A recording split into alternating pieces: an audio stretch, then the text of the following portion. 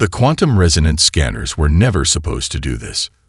Dr. Samira Khalid had spent years calibrating the most advanced deep space observation equipment humanity had ever created, but nothing in her extensive training prepared her for what unfolded on the data screens before her.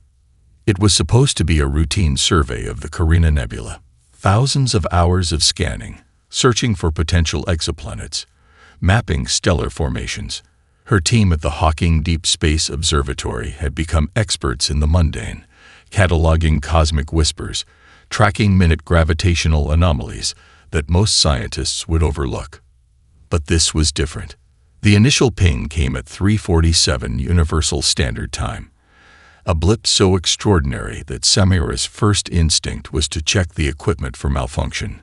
She ran diagnostics, recalibrated sensors, and double-checked every single connection. Nothing was wrong with the instruments. Everything was terrifyingly right. What the scanners revealed defied every known principle of astrophysics. A massive structure moved through the nebula.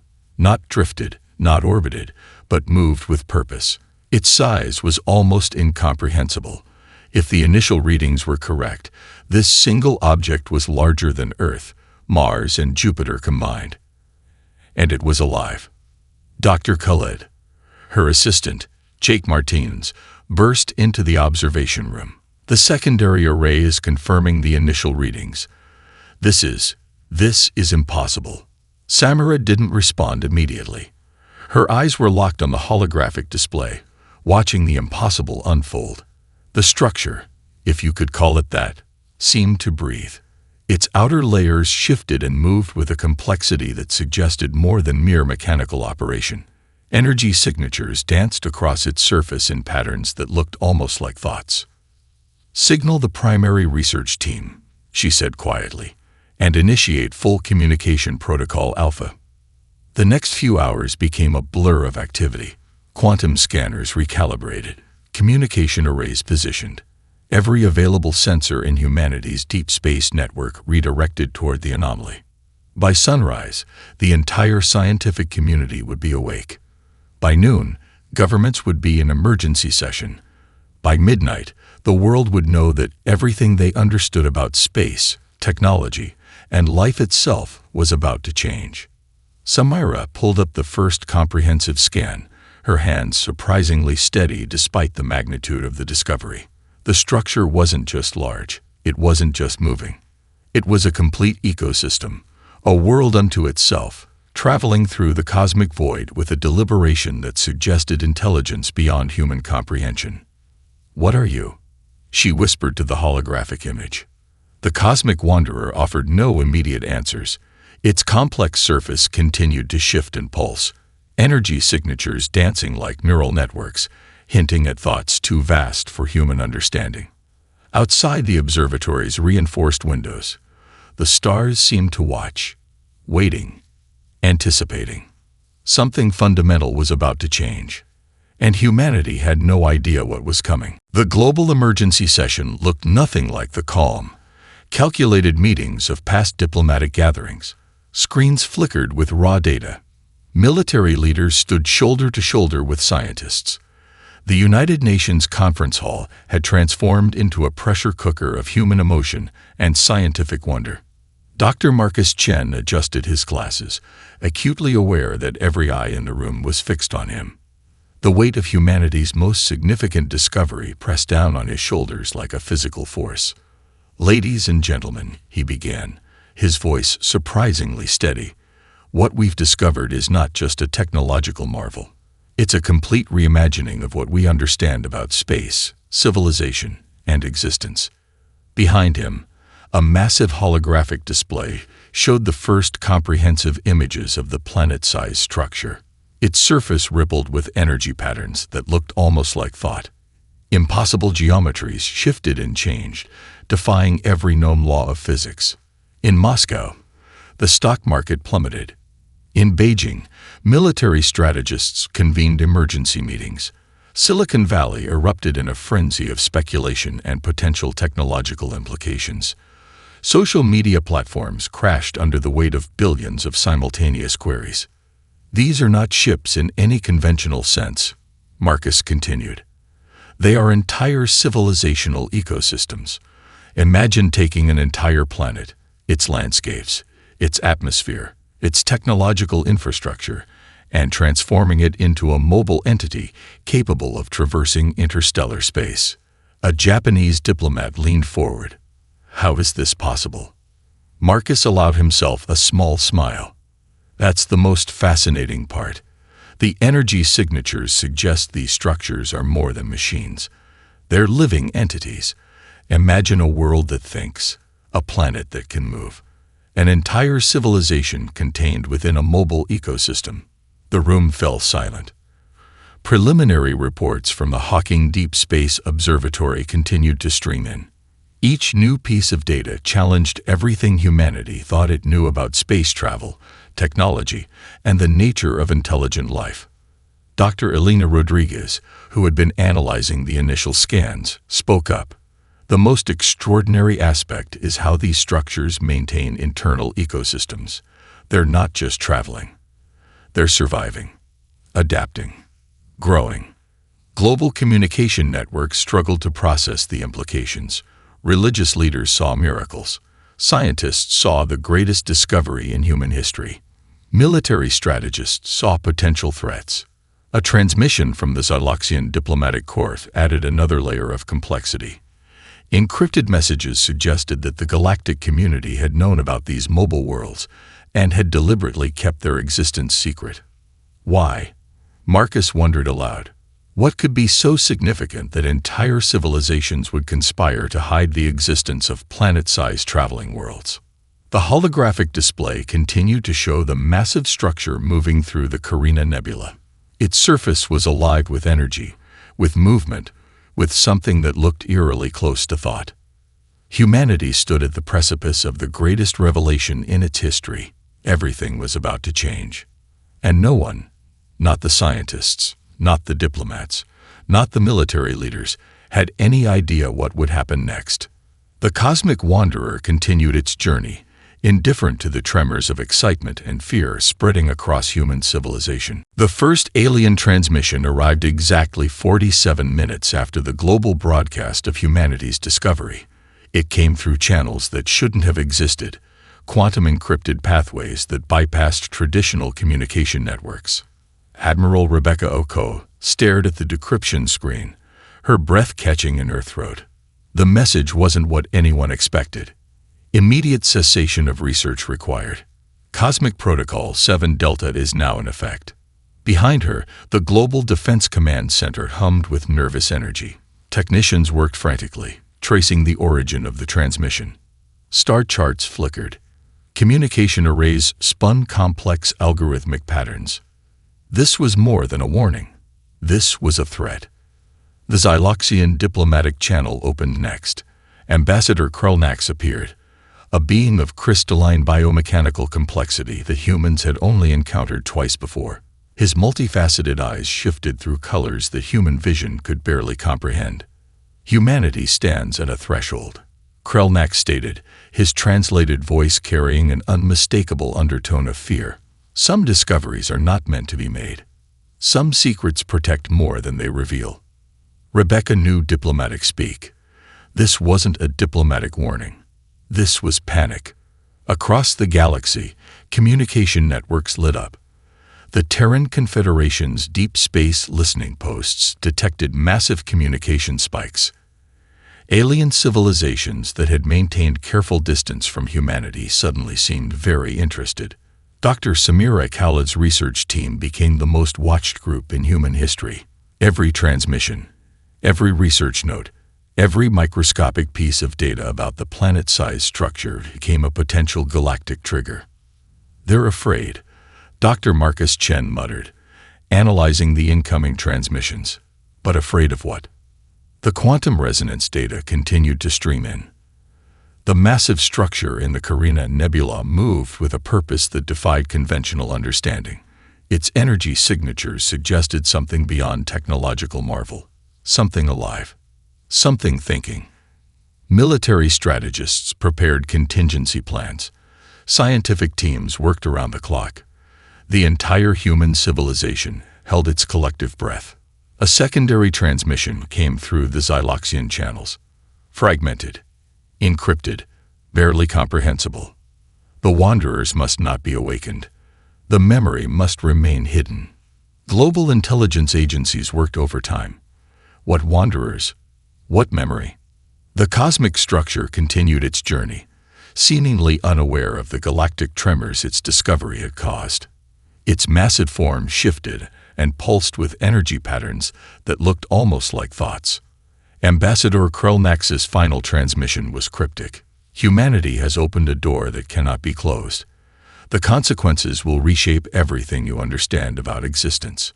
Somewhere in the depths of human research facilities, advanced quantum computers began processing the initial scans. Each algorithm, each analysis brought humanity closer to understanding something profound. The galaxy watched, waited, feared, and the cosmic wanderer continued its inexorable journey through the starry void, carrying secrets older than human civilization itself. The research facility looked like organized chaos. Dr. Elena Rodriguez moved between workstations, her mind racing faster than the quantum processors surrounding her. Teams from disciplines that had never collaborated before now worked shoulder to shoulder. Quantum physicists beside xenobiologists, computer engineers next to philosophical theorists. "This isn't just technology," she muttered, studying the latest quantum resonance scans. "This is something alive." The planet-sized structure defied every known principle of engineering and biological science. Its surface wasn't a simple mechanical construct. It breathed. It thought. It responded to stimuli in ways that blurred the line between machine and organism. Dr. Hiroshi Tanaka, a veteran quantum systems expert, pointed to a holographic display. "Look at the energy patterns. They're not random. They're more like neural networks, but on a scale we can't even comprehend." Massive screens displayed intricate energy mappings.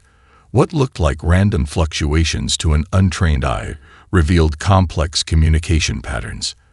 The structure communicated with itself, each section talking to every other section, in a language of pure energy and quantum interactions. "It's like an entire civilization compressed into a living system," Elena explained to the assembled researchers.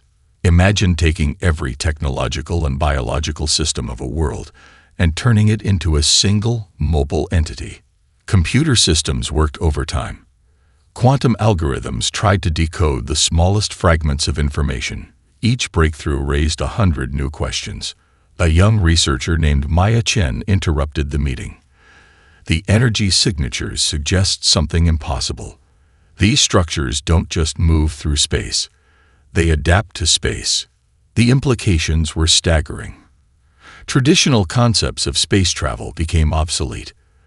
This wasn't about propulsion or navigation. This was about fundamentally changing the relationship between a civilization and the cosmic environment. Classified communications began streaming in from other research centers. The Xyloxian transmission had hinted at something deeper, something more profound than a simple technological marvel. "We're missing something," Elena said, her fingers dancing across holographic interfaces, "something fundamental." The structure continued its journey through the Carina Nebula. Sensors tracked its movement, smooth, purposeful, almost organic. It wasn't just traveling. It was thinking. Dr. Tanaka's team discovered something extraordinary. The structure's outer layers changed composition constantly. Materials transformed. Energy redistributed. It was like watching a living organism breathe and adapt in real time. "This isn't just advanced technology," Hiroshi whispered. "This is a new form of existence." Global communication networks buzzed with speculation. Scientific journals prepared unprecedented editions. The entire human civilization stood on the brink of a discovery that would redefine everything they understood about life, technology, and the universe. The cosmic wanderer continued its journey, watching, waiting, thinking. And humanity was just beginning to understand that they had discovered something far beyond their wildest imagination. The classified archive arrived in a quantum-encrypted data package that took 3 days to fully decode. Dr. Marcus Chen watched as fragments of galactic history began to piece themselves together. a puzzle more complex and terrifying than anyone could have imagined. These weren't just travelers. They were survivors. The initial decryption revealed something profound. The planet-sized structures were the last remnants of civilizations that had faced total extinction. Not through war, not through natural disaster. Something else. Something so terrifying that entire species had chosen to become cosmic nomads rather than remain in their home systems. "My God," Marcus whispered, studying the fragmented historical records. They'd been running for millennia. Each structure was more than a ship. It was a living archive. Entire ecosystems preserved. Genetic libraries of species long thought extinct. Cultural memories compressed into quantum data streams that pulsed with the complexity of living thought. Dr. Samira Khalid discovered the first truly shocking piece of evidence. Hidden deep within the encrypted transmissions was a star chart, but not like any they had seen before. Entire star systems were marked, crossed out, completely erased. Something removed them, she told the research team. Not destroyed. Removed. Like they never existed. The alien communications became more frantic as humanity delved deeper. The Xyloxian diplomatic channels showed signs of genuine panic. Emergency protocols were activated across multiple galactic communication networks. Ambassador Krelnax's encrypted messages hinted at a truth too terrible to comprehend. The silence must be maintained.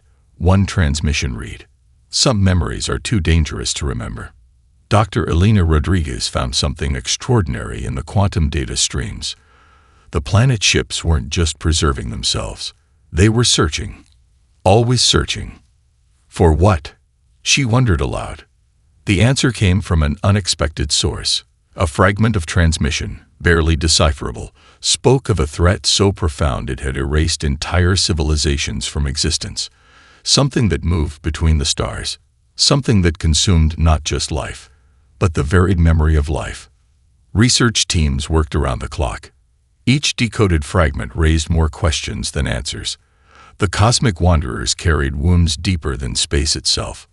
One recovered data stream showed the final moments of a civilization, not its destruction, but its transformation.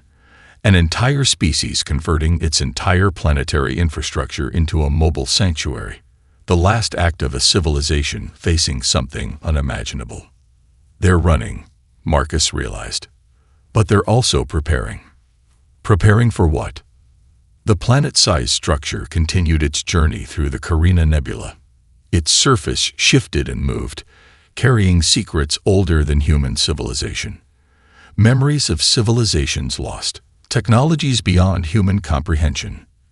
And something else, something watching, waiting. The galaxy held its breath. The United Nations Special Session looked more like a war room than a diplomatic gathering.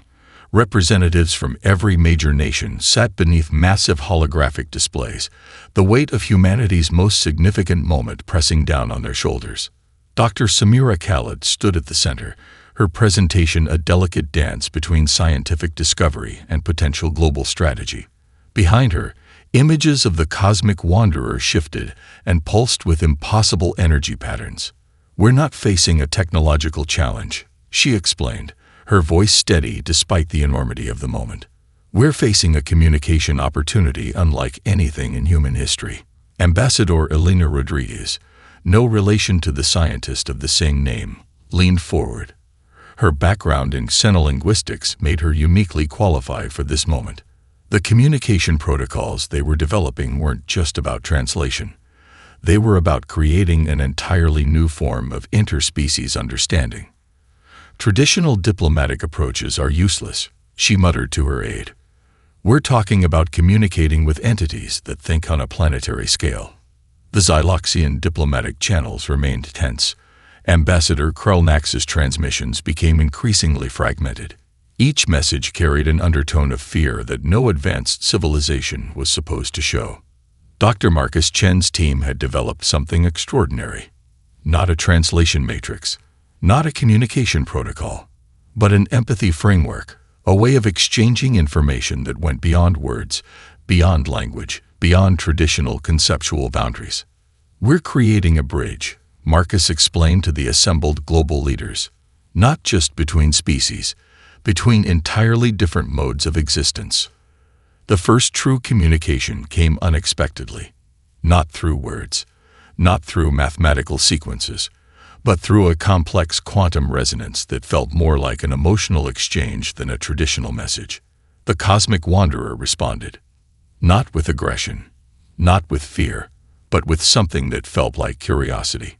Global communication networks went silent. Military leaders held their breath. For the first time in human history, humanity was having a conversation that wasn't limited by human perception. "They're not just listening," Elena whispered, watching the quantum data streams. "They're understanding." The diplomatic breakthrough came from an unexpected source. A young researcher named Maya Chen discovered that the emotional resonance of human creativity, art, music, scientific imagination, seemed to fascinate the cosmic entities more than any technical communication. A string quartet's performance, a child's drawing, a mathematical proof that demonstrated pure creative thinking. These became the first true universal languages. The Xyloxian diplomatic corps watched in stunned silence. Their carefully maintained galactic protocols were crumbling in real time. Ambassador Krelnax's final transmission was cryptic. "Humanity does not understand what it has awakened." The message read, "And that might be our only hope." The cosmic wanderer continued its journey through the Carina Nebula, but something had changed. It was no longer just moving. It was communicating, watching, learning. Humanity stood at the precipice of the greatest moment in its existential history, and no one, not the scientists, not the diplomats, not the military leaders, had any idea what would happen next. The collaboration defied every expectation of first contact. It wasn't about technology exchange. It wasn't about military positioning. It was something far more profound. Dr. Elena Rodriguez watched in awe as human creativity began to transform the very understanding of interstellar communication. The cosmic wanderers responded to things no one predicted, a mathematical proof that demonstrated pure imagination, a musical composition that broke traditional harmonic rules, a child's drawing that captured emotional complexity beyond words. "They're learning from us," Marcus Chen observed, "in ways we never imagined possible." The mobile worlds began to change. Their external structures started to incorporate patterns inspired by human art. Mathematical sequences from human research began to appear in their energy signatures. It was as if the cosmic entities were not just observing, they were collaborating.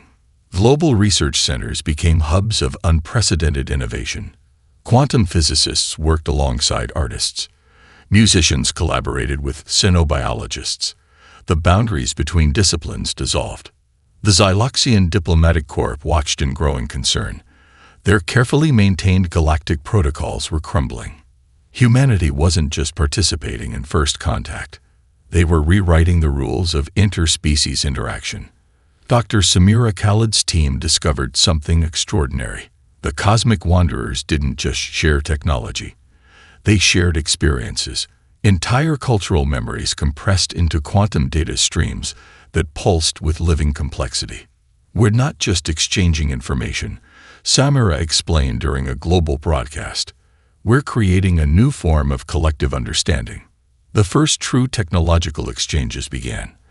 But they weren't what anyone expected. The cosmic wanderers shared not just technical knowledge, but the emotional context of their discoveries. A technological breakthrough came with the cultural memory of its creation. A scientific insight arrived with the emotional journey of its conception. Humanity learned about civilizations that had existed millions of years before human consciousness emerged. Entire species that had developed technologies beyond imagination. Cosmic perspectives that transformed human understanding of existence. But the cosmic wanderers learned something equally profound: human creativity. The ability to imagine beyond current limitations. The power of emotional intelligence that transcended pure logic. Ambassador Elena Rodriguez noted something remarkable during a diplomatic session. "They're not just sharing knowledge," she said. "They're learning how to dream." The mobile worlds began to move differently. Their trajectories changed. Their energy signatures became more complex. Something fundamental was happening. A transformation that went beyond simple technological exchange. Global communication networks buzzed with excitement and fear. Military leaders watched nervously. Scientific communities worked around the clock. Somewhere in the depths of the Carina Nebula, the cosmic wanderer continued its journey. But it was no longer the same entity that had first been discovered. Something had changed. Something was awakening. Years after the initial discovery, humanity looked different. The encounter with the cosmic wanderers had transformed everything. Dr. Samira Khalid stood on the observation deck of the first human-alien collaborative research station. The station itself was a marvel, a living structure that breathed with technological complexity, part human engineering, part cosmic entity design. "We didn't just make first contact," she told a group of young researchers. "We rewrote the rules of existence." The cosmic wanderers had become more than visitors. They were partners, collaborators, a new form of collective intelligence that transcended species boundaries. Technological breakthroughs emerged daily. Quantum communication systems that could transmit emotional context, biological technologies that could heal entire planetary ecosystems, energy generation methods that drew power from the fundamental fabric of space itself. But the most profound changes were cultural. Humanity had learned to think beyond planetary limitations, to see existence as a complex, interconnected network of experiences. The rigid boundaries between species, between technological systems, between different modes of consciousness, all had dissolved. The Xyloxian diplomatic corps, once so cautious, now worked alongside human researchers. The fear that had defined initial contact had transformed into a genuine collaborative spirit. Dr. Marcus Chen's research team discovered something extraordinary. The cosmic wanderers weren't just sharing technology. They were helping humanity prepare for something. "There's a deeper purpose," Marcus would often say. "Something beyond our current understanding." Global societies transformed. Education systems incorporated cosmic perspectives. Children learned about civilizations that had existed millions of years before human consciousness. Art became a universal language that transcended species boundaries. The mobile worlds continued their journey through the galaxy. But now, they were accompanied by human research vessels, collaborative expeditions that explored the deepest mysteries of cosmic existence. Ambassador Elena Rodriguez reflected on the profound shift. "We didn't conquer," she wrote in her memoirs. "We connected." Humanity had become something new, not just a planetary civilization, but a cosmic collaborative species, capable of understanding perspectives that went beyond individual experience, able to dream in ways no single species had ever imagined. The cosmic wanderer that had first been discovered continued its journey, but it was no longer alone. Humanity traveled with it, understanding, exploring, becoming. Asterisk in the vast cosmic dance, humanity had found its true partner. Asterisk.